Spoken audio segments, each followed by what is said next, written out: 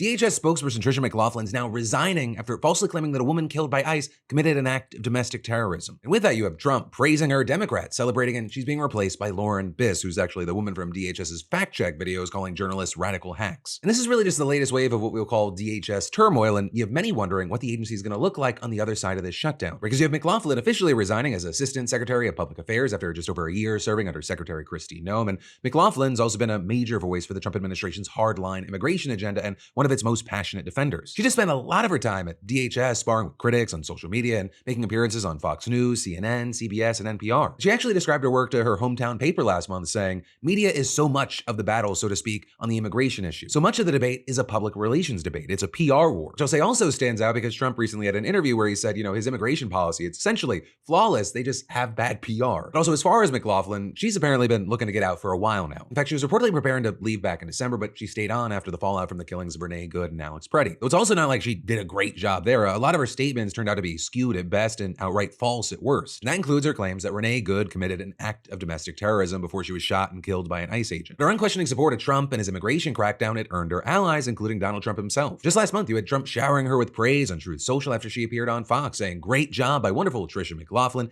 DHS Assistant Secretary on the Sean Hannity Show. Many illegals from around our nation charged with serious crimes this week. Tricia really knows her stuff." And in her statement confirming Mclofflin's resignation, you had Kristi Noem saying, "Tricia McLaughlin has served with exceptional dedication, tenacity, and professionalism. She has played an instrumental role in advancing our mission to secure the homeland and keep Americans safe." But you then also have Democrats and immigration advocates celebrating McLaughlin stepping down. House Minority Leader Hakeem Jeffries saying another MAGA extremist forced out of DHS, Noem next. Also, an attorney who's previously gone toe-to-toe with McLaughlin said, "We are pleased with this resignation," and adding, "Unless Pinocchio is applying for the position, we believe her replacement will be a great improvement and hopefully work to start repairing the credibility of DHS." But that then brings us to the person, Deputy Assistant Secretary for Media Relations, Lauren Biss. Don't worry, you probably don't recognize that name, but you may recognize her from the department's fact-check videos on social media regarding ICE and law enforcement operations. Allegations that ICE engages in racial profiling are disgusting, reckless, and categorically false.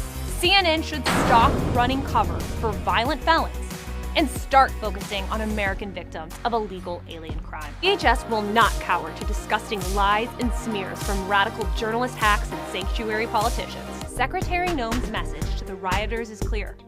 You will not stop us or slow us down. ICE and our federal law enforcement partners will not apologize for enforcing this nation's laws.